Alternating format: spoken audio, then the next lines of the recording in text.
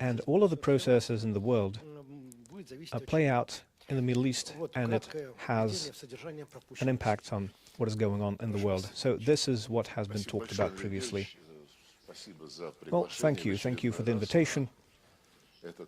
And thank you for the opportunity to be here once again. As far as I understand, it's the anniversary, 15th Middle Eastern Conference. You're absolutely correct. The Middle East is the focal point of many processes underway in the world. Even if something begins on a different continent, in this way or another, it all plays out here in the Middle East. We're seeing clashes between interests of states, and sadly, I do not think there is any ground to believe that this region will soon calm down, despite the great number of initiatives that we all know about. After the so-called Arab Spring in 2011, there were many such initiatives. Back in 2011, the West decided to destroy regimes that it did not like in Libya and in Syria. In Tunisia, it was relatively soft, with no significant bloodshed. And after that, or rather before that, there was Iraq. And since that time, we haven't seen any trends that could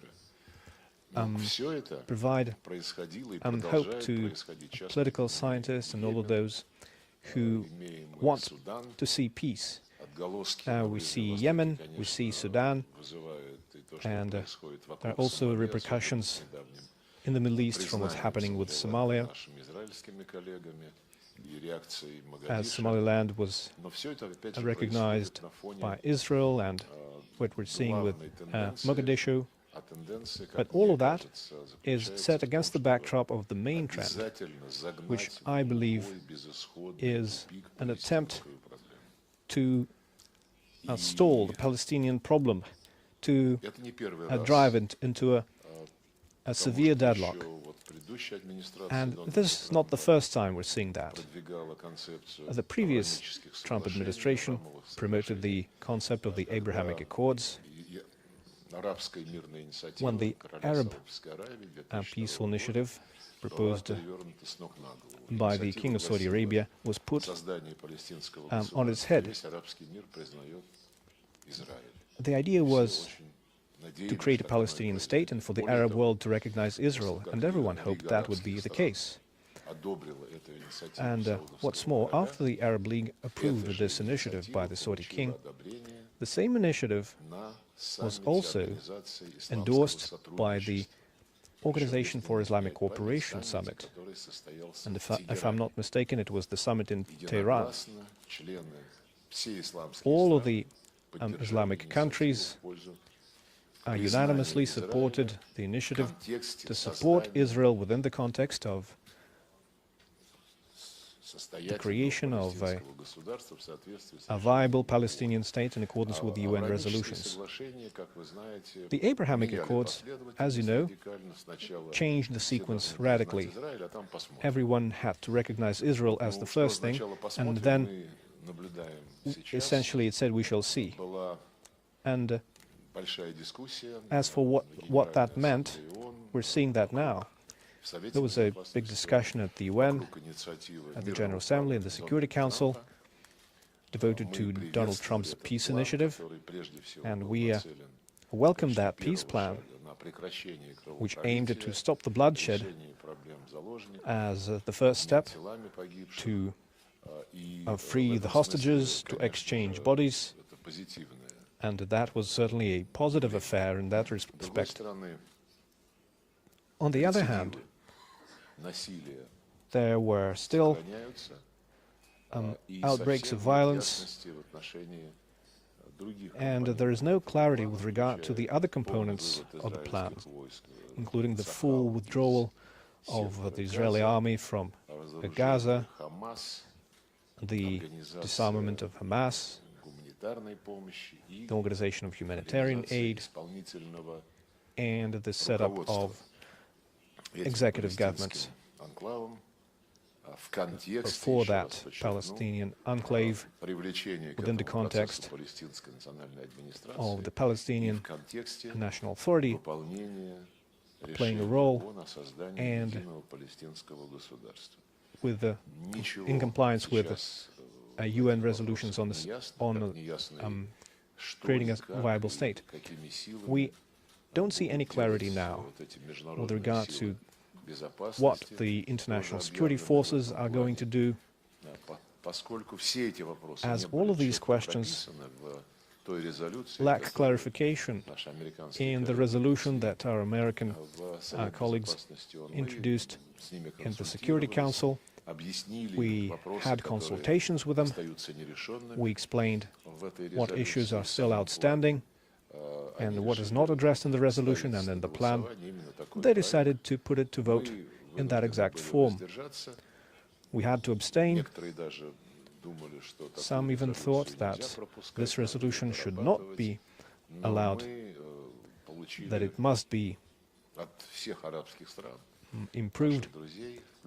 But we received from all of our Arab friends, including Palestinians, an urgent call not to block the resolution. So we abstained. But all of the components that I've listed have not become any closer. And every day we see that we need additional efforts. Yes, there is the Peace Council. There are structures subordinate to the Council, including Palestinian technocrats. As to what their real authority is, it is not known. And we hope very much that these issues will be clarified, especially since our American colleagues have now announced the second stage of the Trump plan. And that includes restoration works, rebuilding and addressing humanitarian issues in the Gaza Strip. But the first priority is still the establishment of a Palestinian state. Palestinians can be brought out for temporary residence elsewhere, but everyone knows that there is nothing more permanent than something temporary. And I would love that to see this collegial body established at the initiative of the American president truly get down to the root causes of the conflict, including with involvement of Israel, since we're talking about the coexistence of two states. But I am veering into the history and the details that, however, have a direct relevance for the future of the region. And of course I have to mention that we are closely watching what's happening around Iran. We welcome the Oman Sultanate's mediation efforts. I talked with Mr. Busaidi yesterday, the Omani minister, and of course we proceed from the need to have a peace settlement. Of course, like with Palestine, there is temptation with some of the participants to use force and to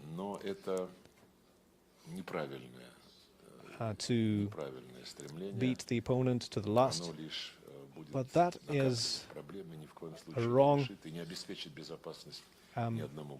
That will not ensure security for a single state, and everyone knows that. So we are in close contact with our Iranian friends, including with our Chinese colleagues. We are concerned by the situation, and we're concerned about the future of Iran. And there are many other aspects of this Middle Eastern situation. Everything is boiling. Talking about Iran, of course, we would want to see full normalization of relations between Iran and the Gulf Cooperation Council after Saudi Arabia and the Islamic Republic of Iran restore diplomatic relations. I think all of the necessary prerequisites have been provided. We're now seeing a trend towards cooperation between external players, including Saudi Arabia, the UAE, and Iran. As regards conflicts in Yemen, that is something we welcome, and we expect that with regard to the Syrian dossier, where there is a rich history of interaction between Russia, Turkey, and Iran, as well as other neighboring countries. And there's also Libya, which requires constant attention. And Iraq, at the end of the day, is also on this list, even though the contradictions are not so significant, and the consequences of the aggression that had undermined the basis of the state is still lingering.